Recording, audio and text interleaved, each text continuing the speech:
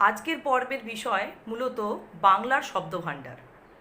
West Bengal বোর্ডের নবম শ্রেণী এবং সপ্তম শ্রেণীতে এই অংশটি পাঠ্য হিসেবে বাংলা ব্যাকরণে রয়েছে। ওয়েস্ট বেঙ্গল বোর্ডের সমস্ত স্কুলে গ্রীষ্মাবকাশ শুরু হয়ে গিয়েছে, তাহলেও আমাদের কিন্তু পড়াশোনা থামিয়ে রাখা যাবে না। একটু একটু করে আমাদের টেক্সট পোর্শন, ব্যাকরণ পোর্শন সবটাই কিন্তু এগিয়ে নিয়ে যেতে হবে। আজকে যে আমরা বাংলার শব্দভাণ্ডার সম্পর্কে আলোচনা করব, প্রথমে আমরা আগে একটু জেনে নিই যে আমাদের মাতৃভাষা বাংলা। দেখো, আমরা ছোটোবেলা থেকে যখন জন্মের পর যে সময় থেকে আমরা বড়দের মুখ থেকে শব্দগুলো শুনে শুনে কথা বলতে শিখে গেছি, সে সময় কিন্তু আমরা কেউই প্রথমে ব্যাকরণ সম্পর্কে অবগত হইনি। বাংলাটা যেহেতু আমাদের মাতৃভাষা, তাই আশেপাশে সকলের মুখ থেকে শুনতে শুনতে আমরা ভাষাটাকে রপ্ত করে ফেলেছি। এবং তোমরা বা আমরা সবাই যখন বিদ্যালয়ের প্রাঙ্গণে উপনীত হই, তখন কিন্তু আমরা বাংলা ভাষাটায় পুরোপুরিভাবে কথা বলতে শিখেই যাই।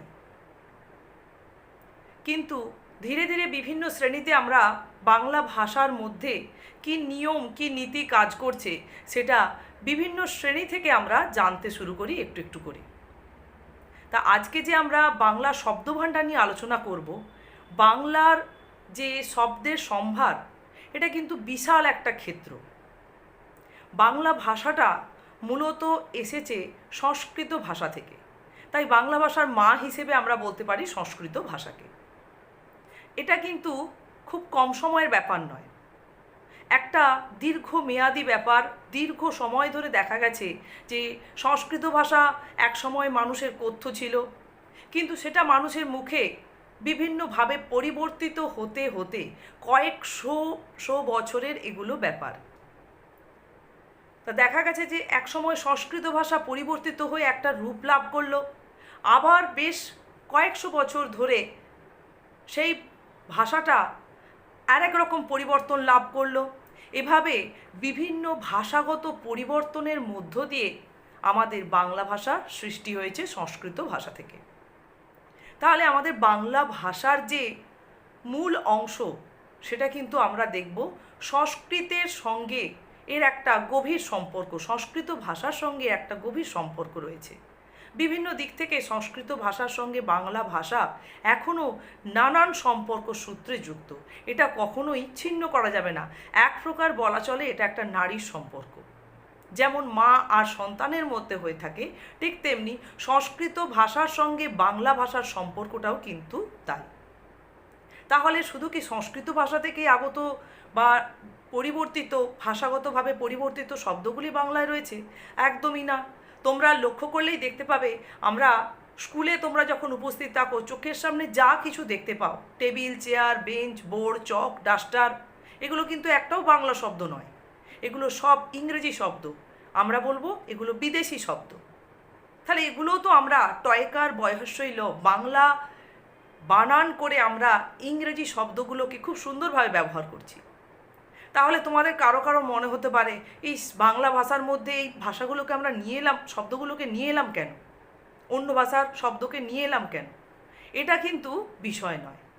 বাংলা ভাষা একটা এমন ভাষা যেখানে আমরা দেখব যে শুধু আমাদের পশ্চিমবঙ্গের, মানে আমাদের যেটা পশ্চিমবঙ্গে প্রচলিত বাংলা ভাষা মধ্যে শুধু যে পশ্চিমবঙ্গের বাংলা শব্দগুলোই রয়েছে তা কিন্তু নয়।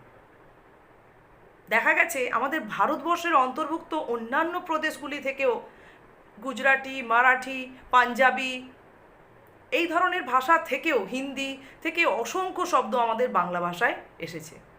আবার ভারতবর্ষের বাইরের, যেটা বিদেশ বলা চলে, সেই সমস্ত দেশের ভাষা থেকেও অনেক শব্দ বাংলা ভাষায় এসেছে। এবং এর পিছনে কারণ অনেক রকম। ব্যবসা বাণিজ্যিক কারণ একটা হয়ে থাকে, ভাবের আদান প্রদান, সাংস্কৃতিক আদান প্রদান, সব কিছুর মধ্য দিয়েই কিন্তু আমাদের বাংলা ভাষায়, তোমরা আমাদের ভারতবর্ষের ইতিহাস যখন পড়ো তখন একটু ভালো করে মন দিয়ে ভেবে দেখলেই বুঝতে পারবে যে আমাদের ভারতবর্ষে পাঠান, শক, হুন, মোগল, ইংরেজ, এরা বিভিন্ন সময় এসেছে, বিভিন্ন সময় একটা সাম্রাজ্য স্থাপন করে আমাদের দেশে একটা বিশাল সময় ধরে এরা থেকেছে। কেউ শাসন করেছে, কেউ এদেশের হয়ে গেছে।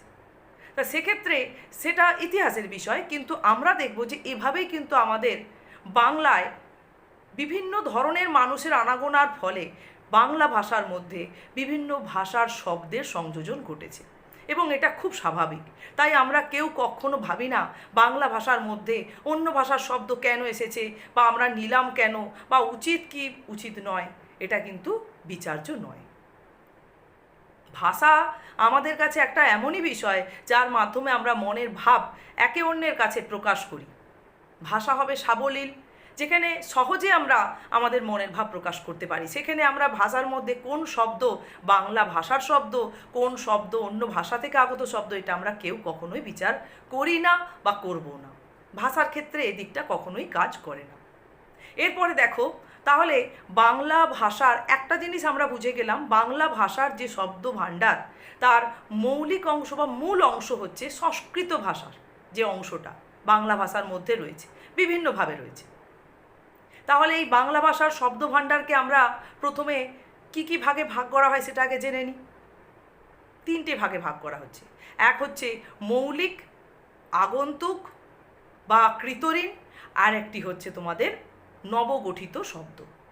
তাহলে মৌলিক বলতে কি, যেটা সংস্কৃত অংশ আমাদের বাংলা ভাষার মধ্যে রয়েছে, বিভিন্ন রূপ নিয়ে রয়েছে, সেটা আজকে আমরা আলোচনা করব মূলত।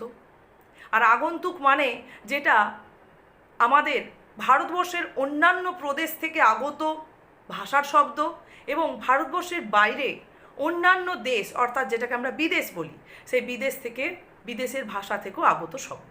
আর নবগঠিত শব্দ বলতে আমরা পরেই খণ্ডগুলো আলোচনা করব, অংশগুলো আলোচনা করব, তবু রাফলি তোমাদেরকে একটু জানাচ্ছি যে নবগঠিত শব্দ বলতে আমরা বুঝবো যে বিভিন্নভাবে দেখা গেছে যে সংকর শব্দ রয়েছে, একটা বিদেশি একটা দেশি শব্দের সংযোজনে একটি নতুন শব্দ, বা একটি শব্দকে খণ্ডিত করে তার ব্যবহার, এরকম দিকগুলো নবগঠিত শব্দের মধ্যে আমরা পাব।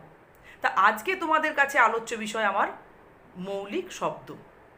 তাহলে মৌলিক শব্দ বলতে আমরা কি বুঝবো না, বাংলা ভাষার মধ্যে সংস্কৃত ভাষা থেকে আগত শব্দকে বলা হচ্ছে মৌলিক শব্দ। এবার এই আগত কথাটা আমরা যে বলছি, আগত অর্থাৎ এসেছে।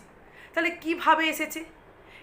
সংস্কৃত ভাষা থেকে বাংলায় যে শব্দ এসেছে, বা সংস্কৃত ভাষা থেকে যে বাংলা ভাষাটা সৃষ্টি হয়েছে, দিয়ে একটা নিজস্ব রূপ লাভ করেছে, এখানে দেখা গেছে যে সংস্কৃত শব্দ বিভিন্নভাবে এসেছে, 3ভাবে এসেছে মূলত। একটা ক্ষেত্রে আমরা দেখব যে সংস্কৃত শব্দ কোনোভাবে পরিবর্তিত না হয়ে, কোনোভাবে বিকৃত না হয়ে, কোনো রূপান্তর না ঘটিয়ে হুবহু সংস্কৃত শব্দগুলোই বাংলায় ব্যবহৃত হচ্ছে, এটা একটা ভাগ। আবার দেখা গেছে যে কিছু শব্দ সংস্কৃত ভাষা থেকে, যেটা তোমাদেরকে একটু আগে বললাম যে ভাষার পরিবর্তনের যে স্তর, সেই ভাষা পরিবর্তনের স্তর অতিক্রম করে এই স্তরগুলির নাম রয়েছে প্রাকৃত, অপভ্রংশ, প্রাকৃত, অপভ্রংশ। এগুলো কয়েকশো বছর ধরে এই পরিবর্তন ঘটেছে। তাহলে এই স্তরগুলো অতিক্রম করে সংস্কৃত ভাষার যে সমস্ত শব্দ এই স্তরগুলি অতিক্রম করে বাংলা ভাষা এসেছে, তাদেরকে আরেক রকম বলে চিহ্নিত করা হয়।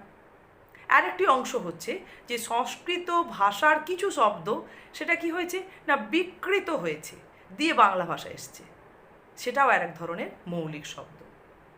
আরেকটি মৌলিক শব্দের অংশ রয়েছে, সেটি হচ্ছে দেশি শব্দ, যেটা ভারতবর্ষের বাংলার বুকে দেখা গেছে যে দ্রাবিড় অস্ট্রিক যারা ছিল, তাদের যে ভাষার শব্দগুলি আমাদের বাংলা ভাষায় রয়ে গেছে, সেটা হচ্ছে দেশি শব্দ।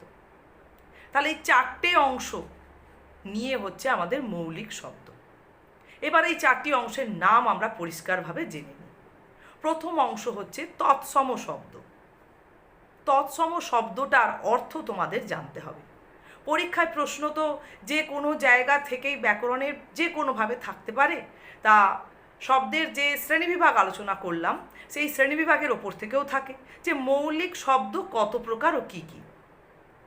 তাহলে মৌলিক শব্দ হচ্ছে বাংলা শব্দভাণ্ডারে মৌলিক শব্দ হচ্ছে 4 প্রকার: তৎসম শব্দ, তদ্ভব শব্দ, অর্ধ তৎসম শব্দ এবং দেশি শব্দ। তাহলে এরপরে আমরা জানবো যে প্রত্যেকটি শব্দের অর্থ। অর্থাৎ তৎসম শব্দ প্রথমে আমরা আলোচনা করছি। তৎসম শব্দটির অর্থ কী? তৎসম শব্দের অর্থ হচ্ছে তার সমান। এখানে তার বলতে মূলত বোঝাচ্ছে সংস্কৃত ভাষাকে, অর্থাৎ বাংলা ভাষায় যে সমস্ত শব্দগুলি একেবারে হুবহু সংস্কৃত শব্দ, তাদেরকেই বলা হচ্ছে তৎসম শব্দ। এটা অর্থটাকে বিশ্লেষণ করতে গিয়ে আমরা মূলত জানতে পারি তৎসম শব্দের অর্থ। তাহলে তৎসম শব্দের অর্থ তার সমান, অর্থাৎ সংস্কৃতের সমান। অর্থাৎ বাংলা ভাষায় যে সমস্ত শব্দ সংস্কৃতের সমান শব্দ, তাদেরকে বলা হচ্ছে তৎসম শব্দ। এরপর তোমরা একটু বইয়ের পাতার দিকে দেখো যে আমরা তৎসম শব্দটির ডেফিনিশন বা সংজ্ঞা কিভাবে বলতে পারি। এখানে বলছে যেসব সংস্কৃত শব্দ অপরিবর্তিতভাবে বাংলা ভাষায় থেকে গেছে, এতদিনের বিবর্তনের ফলেও এই শব্দের চেহারায় কোনো রকম পরিবর্তন হয়নি, তাদের বলা হচ্ছে তৎসম শব্দ। এখানে বলেছে সংস্কৃত, যা সংস্কৃতের মতো তাই তৎসম। ও উদাহরণে দেখো, অগ্নি, অশ্ব, আকাশ, ঈশ্বর, উত্তর, এই ধরনের শব্দ আমরা সবাই ভাষার মধ্যে ব্যবহার করি। আমরা কিন্তু কেউ কখনো ভেবে দেখি না যে আমাদের প্রয়োজনও হয় না ভাষা ব্যবহার করার সময়, ভাবের আদান প্রদানের সময় আমাদের কখনোই এটা মাথায় থাকে না যে আমরা যে শব্দগুলো ব্যবহার করছি সেগুলো কী শব্দ। ভাষা তো আমাদের ভাবের মাধ্যম, ভাব প্রকাশের জন্য ব্যবহার করা হচ্ছে। যখন আমরা ব্যাকরণের বাংলা শব্দ ভাণ্ডারটা একটু ভালো করে দেখছি, পড়ছি, তখনই কিন্তু আমরা এটা বুঝতে পারছি। কৃষ্ণ, বিষ্ণু, অগ্নি, এগুলো সব হচ্ছে সংস্কৃত শব্দ, যেগুলো আমরা বাংলা ভাষার মধ্যে অনায়াসে ব্যবহার করি। তাহলে এটা গেল তৎসম শব্দের ডেফিনেশান। তাহলে যে সমস্ত সংস্কৃত শব্দ কোনোভাবেই পরিবর্তিত না হয়ে, অর্থাৎ অপরিবর্তিতভাবে বাংলা ভাষায় থেকে গেছে, ভাষা পরিবর্তনের ঘটলেও এদের কোনোভাবে কোনো পরিবর্তন ঘটেনি, এই সমস্ত শব্দকে বলা হচ্ছে তৎসম শব্দ। এর পরের অংশটা একটু বইয়ের দিকে দেখো। বলছে অর্ধ তৎসম শব্দ। তা এখানে আগে দিয়েছে অর্ধ তৎসম শব্দ। তাহলে অর্ধ তৎসম শব্দের অর্থটাকে আমরা একটু জেনে নিই। অর্ধ তৎসম মানে বোঝাচ্ছে অর্ধেক তার সমান, অর্থাৎ অর্ধেক সংস্কৃত ভাষার সমান যে সমস্ত শব্দ সংস্কৃত ভাষা থেকে বাংলায় এসেছে। এর ডেফিনেশান কি বলছে দেখো। যেসব সংস্কৃত শব্দ বিবর্তনের পথে না এসে, অর্থাৎ মধ্যবর্তী স্তর প্রাকৃতের বা যেটাকে আমি বলেছিলাম অপভ্রংশ মাধ্যমে না এসে সামান্য পরিবর্তন ও বিকৃতি ঘটে বাংলা ভাষায় এসেছে, তাদেরকে বলছে অর্ধ তৎসম বা ভগ্ন তৎসম শব্দ। যেমন দেখো, রোদ্দুর, সংস্কৃত শব্দটা হচ্ছে রৌদ্র, কিন্তু রোদ্দুরটা হচ্ছে অর্ধ তৎসম শব্দ। দস্যু, এটা সংস্কৃত শব্দ, আর দস্যি হচ্ছে অর্ধ তৎসম। বৎসর, এটা সংস্কৃত শব্দ, ব্র্যাকেটে যেগুলো দেয়া আছে, আর বছর এটা হচ্ছে অর্ধ তৎসম শব্দ বা ভগ্ন তৎসম শব্দ। তা তোমরা এখানে জানতে পারলে যে অর্ধ তৎসম শব্দের আরেক নাম কি না ভগ্ন তৎসম শব্দ। এগুলো কিন্তু ছোট প্রশ্নের জন্য সবটাই তোমাদের জেনে রাখতে হবে বা মনে রাখতে হবে। তাহলে অর্ধ তৎসমের ক্ষেত্রে আমরা কি দেখলাম? এখানে মূলত রয়েছে ভাষা পরিবর্তনের স্তর নয়, এখানে রয়েছে বিকৃতি।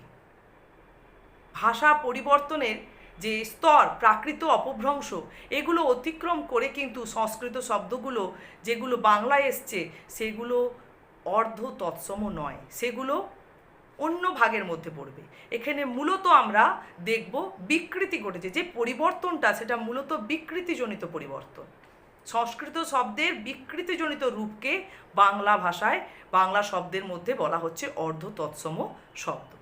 চলো, এরপরে রয়েছে তোমাদের তৃতীয় ভাগ তদ্ভব শব্দ। তাহলে তদ্ভব শব্দটির অর্থ কী না, তদ্ভব অর্থাৎ তার থেকে ভব বা জাত। তার বলতে কার না, এখানে সংস্কৃতকে বোঝানো হচ্ছে, অর্থাৎ সংস্কৃত ভাষা থেকে জাত। তাহলে জাত হয়েছে কিভাবে না ভাষা পরিবর্তনের স্তরের মধ্য দিয়ে। তাহলে শব্দের অর্থ চাইলে আমরা বলবো সংস্কৃত থেকে জাত যে সমস্ত শব্দ, তাকে বলা হচ্ছে তদ্ভব শব্দ। এবার ডেফিনেশনটা দেখো দেখি বইয়ের দিকে কি বলেছে। বলছে যেসব সংস্কৃত শব্দ বিবর্তিত হয়ে অর্থাৎ প্রাকৃতের মাধ্যমে বা অপভ্রংশের মাধ্যমে পরিবর্তিত হয়ে বাংলায় এসেছে তাকে বলছে তদ্ভব বা বিবর্তিত শব্দ।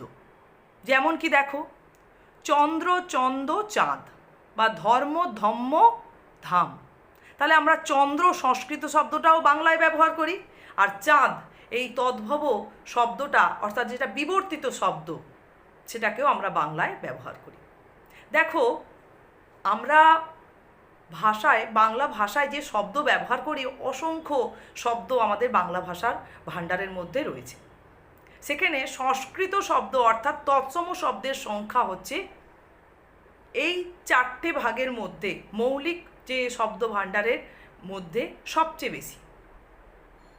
আর দ্বিতীয় স্থানে যদি থাকে সেটা হচ্ছে তদ্ভব শব্দ অর্থাৎ যেটা বিবর্তিত। বিবর্তিত শব্দের অর্থ কি? বিবর্তন, মানে যেটা নিয়ম মাফিকভাবে যার পরিবর্তন ঘটেছে। আর বিকৃতি মানেই হচ্ছে, সংস্কৃত ভাষা থেকে বিকৃতি মানেই হচ্ছে অর্ধ তৎসম বা ভগ্ন তৎসম শব্দ।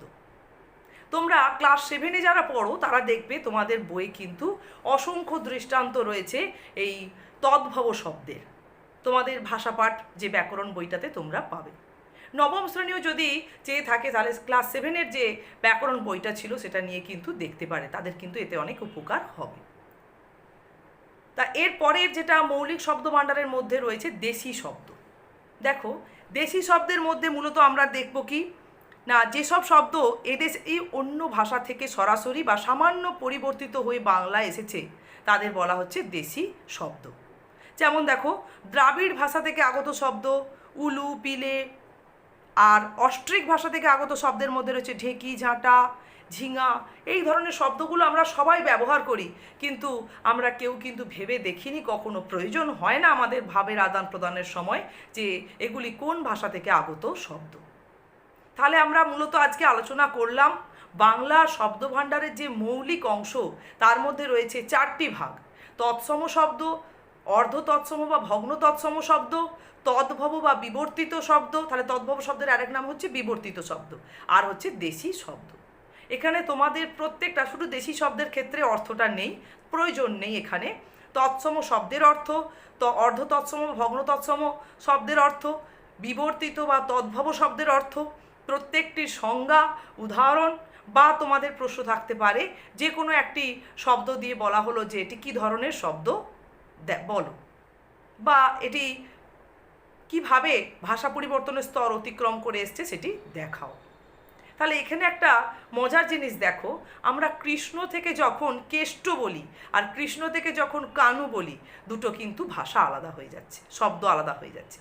কৃষ্ণ হচ্ছে সংস্কৃত শব্দ, মানে তৎসম শব্দ। কৃষ্ণ থেকে যখন কেষ্ট বলা হচ্ছে তখন সেটি অর্ধ তৎসম বা ভগ্ন তৎসম শব্দ। আর কৃষ্ণ থেকে যখন কানু বলি আমরা, পরিবর্তিত, এটা হচ্ছে বিবর্তনের মাধ্যমে পরিবর্তন, এখানে কোনো বিকৃতি নেই। ভাষা পরিবর্তনের স্তর, প্রাকৃত অপভ্রংশ স্তর অতিক্রম করে এসছে কানু শব্দটি, তাই কানু হচ্ছে তদ্ভব শব্দ। তাহলে এরকম অসংখ্য শব্দ আছে সংস্কৃত শব্দ যার ভগ্ন তৎসম বা অর্ধ তৎসম রূপও আমাদের বাংলা ভাষায় রয়েছে, আবার দেখা যাবে যার তদ্ভব রূপও আমাদের বাংলা ভাষায় ব্যবহৃত হয়। এভাবেই আমাদের বাংলা ভাষার শব্দ ভাণ্ডারটা একটা বিশাল আকার ধারণ করেছে। তাহলে আজকে এতটুকুই, তোমরা এই বাংলা শব্দ ভাণ্ডারের আজকে শুধুমাত্র এই মৌলিক যে শব্দগুলি এগুলি তৈরি করো ভালো করে।